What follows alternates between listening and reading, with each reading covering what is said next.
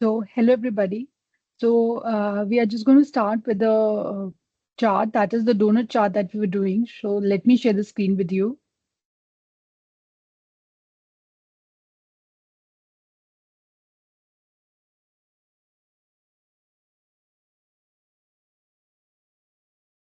Hello everybody. Let's start with the donut chart that we were doing with you.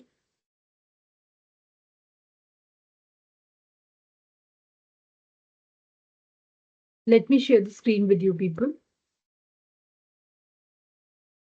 So as you can see that in the previous video we had done that basically this what the progress chart looks like, right?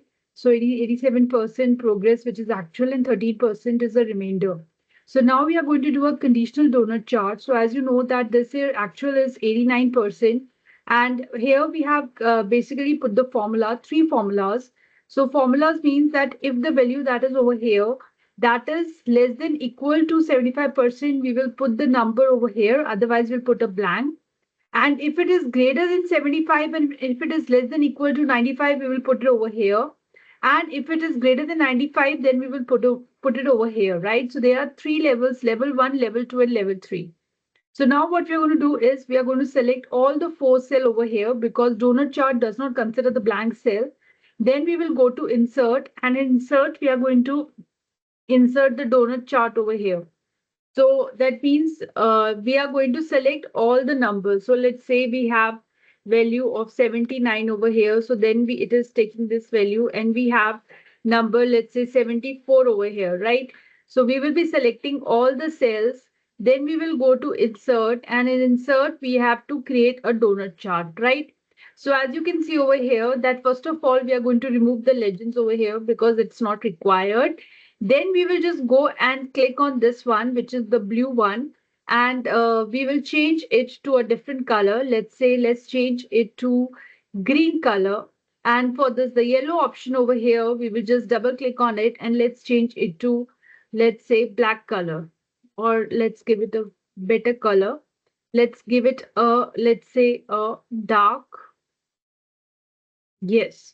So now we have got this for your level 1, in which this is your 74%, and this one, which is in your dark gray, that is 26%.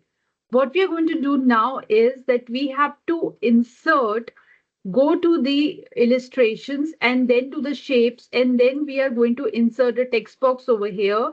In the text box, we will use no fill, and we will put no line of the border.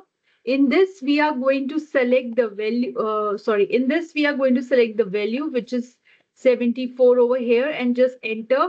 So this value will appear over here. In case if you want to make it bold, we will just select this and we will put it bold. And if we want, we can also increase the size of this. So this value has been selected, and then we can just do it any color we want, right? And this is only for level 1. So this value will not be for the level other level. This value will always be for the level 1 that we have selected, right? So if we want, we will just put it a little bit less because now we have to select the value for level 2 also and for level 3 also. So we are just going to make it for level this and not for the other levels that we have, right? So now what we're going to do is, let's say we have this 88%. So for 88%, we will have a different donut chart. So this is what it looks like for 88%. As you can see inside this, there is no text box over here, which we have made for level 1. So again, we will double click it. And this, for that, we had a different color. And for this, we have, let's say, a purple color. And this will be again, we have for gray color. Then we will again insert the text box over here. So we are going to insert the text box and we will put it for a different value.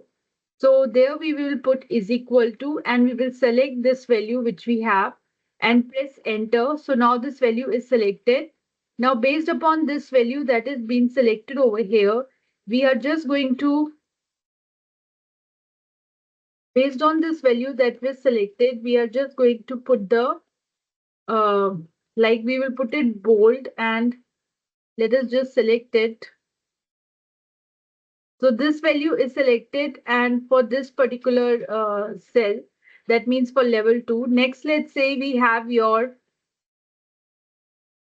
99%. So this we have again a different donut. So we will just double click on it. We will just double click on this, and we will give it a different color.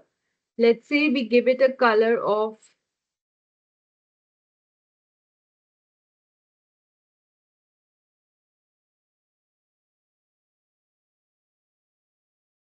green color over here.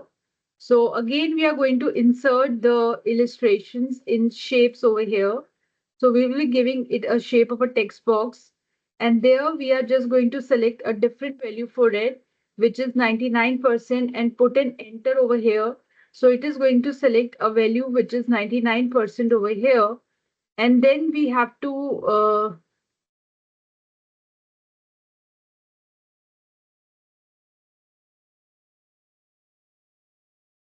we will just put it of no fill and no line over here, because we don't want to select this.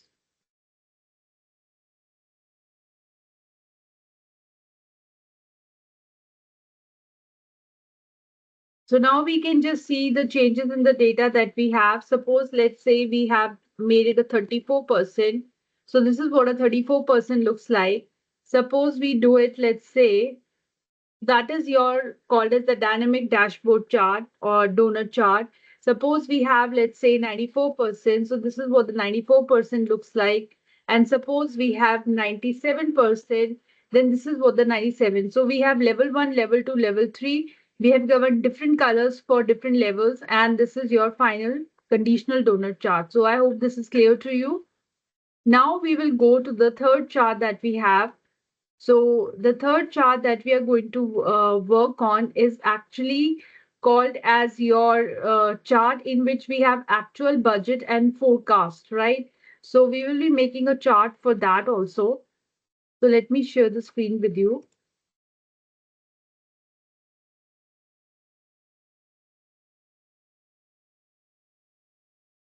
Okay. So this is your actual budget forecast and max invisible chart. So we are just going to see that what is the actual, that means we have the chart data for 4 regions over here. So first of all, we will do control A and select the entire, that means select the entire region over here. Just go to insert. In insert, we will just select on this chart. So as you can see over there, that this chart is used for like actual budget forecast, max invisible, max outline, and this budget. So we are just going to do a row switch column, because we just want it for north, south, east, and west. Then we are going to select this particular cell, this particular bar, and after selecting this particular bar, we are just going to do a no fill over here, and we will just make a border for this. That means for a solid line, and we will make it, let's say, a red border. Then we will select this particular bar, and we will just put it at no fill, because we do not want to fill it with any particular color. And then we will just put it over here with the solid lines and make it, let's say, of green color. And then we will select this particular bar, and this particular bar we will just again put a no fill over here. And let's say we will just put it of a white color, right? And then we will select this particular bar, and we will select the first one also. We will just put it out no fill over here, right? And then we will just have a solid border, a solid line for it, which will be, let's say, we have a purple color. Now, after selecting these bar, we can select any of the bar. Let's say the last one. We will just click on it and go to the format data series. Then it is putting at as a series overlap. So for this, we will put it as a series overlap of, let's say, 100%. And as we can see over there, that we have a gap width also, which we will put it for 100%. So this is coming out to be exactly having the value. So we will just go and select the value, and we will just go and select the different uh, fill for it, because we just have to make it no fill. So we will select all the series, all the data over here, right? All data over here. And in the solid lines, we will give it a different color. Let's say uh, we will give it a color of, let's say, yellow, right? And we will just do a no fill over here because we don't want to fill it. Then we will just go on right click and do a format data series. And in this we will do 100% because we just wanted to arrange in this format. So as you can see over here that this, and for the gap width, let's give it again 100% because we will just put it in this format. So as you can see over here, this is for the north, south, east, and west, right? And this is what we have for the red one. It's your budget over here. So this is the budget value, and this is the actual value, and this is the forecast value. Similarly, in the south region, we can say that this is the forecast value is greater than the actual value, which is greater than the budget value. And for in the east region, we can say the budget value is greater than the forecast value and the actual value, right? So this give you an impression of the budget value, the actual value, and the forecast value, right? So here, then we are going to look at the titles, this over here, which is of 500. But you can see over here in this data, the range that you're having is maximum is 450. So we will just click on it, and then we are going to give it as a maximum value over here, which is wrong return. So we will give it a maximum value of only 400. So we'll just click on it and we will just select the data over here. So we will just do click on this particular cell and go and write format access. So the maximum that we have to give is 450 over here. So this is going to give us a value over here. So this chart title that we have made is again used for finding out actual versus budget versus forecast. So it's basically used to find out that what is actual versus your budget versus your forecast. So if we want that, we can just make it of, let's say, different color so that we can make it look more better. And as we select on this cell, it is going to give us a different option over here, depending upon the values that we have selected.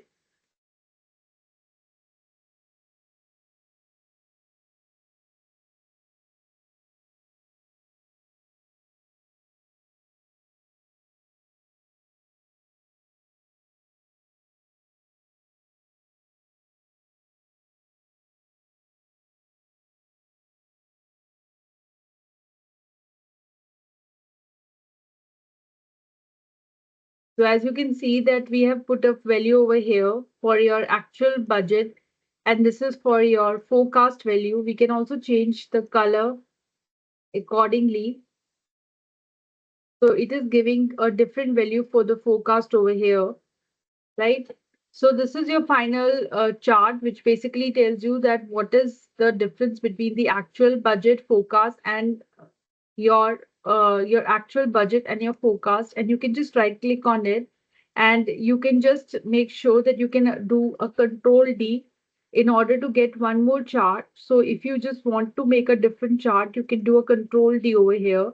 You can take this chart to a different value and you can just go to insert, and in the insert you can select a 2D bar option here. So again over here you can select any of a chart, just go to a format data series, and you can put a value of 100% in case if you just want to get an overlap chart over here. So as you can see over here that this chart that we have is actually the chart for your this is for a bar chart that we have. So here also we can see the value of actual budget and your forecast. The only difference between the two charts over here is that the previous chart that we had was for actually the column chart over here, and this chart that we have over here is your bar chart. So in this way, we can represent your data both in the form of a column chart and in the form of the bar chart. So I hope this is clear to you. Now we come to our last chart, the chart that is used called as your histogram chart. So this is basically a histogram chart which consists of your group also. That means your group's slicer also. So we basically what we do over here is that first of all, this is the data that we're having, right? So this data is the name, the phone number, provider, country, region, bill amount, and then we have the groups over here. So the groups that we have made over here is based upon the VLOOKUP function, right? So this is the group that we have, right? So we have given this group as a name of your table group. So when we select this, the entire table is selected, which is having the value, which is 0, 200, 400, 600, right? And this is the group name, right? That means 0 to $199, 200. So that means this is the number of calls that has been made, 200 to $399, 400 to $599, and 600 plus dollar. So here we have use a VLOOKUP function to basically decide a bill amount. So here in the VLOOKUP, the first thing that we have to give is the lookup value, which is the bill amount, which we get over here. Then we have to find this bill amount in a table group, right? That means we have to see that if we have a bill amount like 105 and then which particular value it belongs to. So we can say that it is less than this, right? So it belongs to the first value over here, right? So that is why we put a value of first group. Similarly, for 174, we have the first group, and for 92 also, we have the first group. But let's say if it is 641, it is coming out to 641, which is like greater than your this value. So it comes out to be 600 plus value. So like this, by using a VLOOKUP function, we have made the group table. After this, what we have done is we have selected this entire table and insert a pivot table. So this pivot table basically contains the pivot table contains the group over here, which is in the rows, and then we have the bill amount. So we count the bill amount based upon the groups that we have made. And then in this pivot table, we basically have the groups over here, and then we have the sum of the bill amount. Then we created a chart over here after selecting this and going to the pivot table analyze. We can create the recommended chart. So this they have created like a histogram, and this is about the two histograms that have been created by using the employee count by bill amount.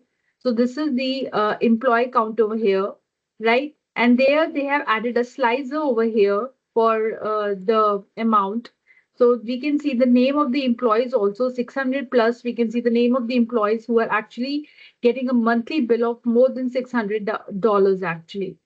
So this is your total bill, right? By the group. So this comes out to be a total bill.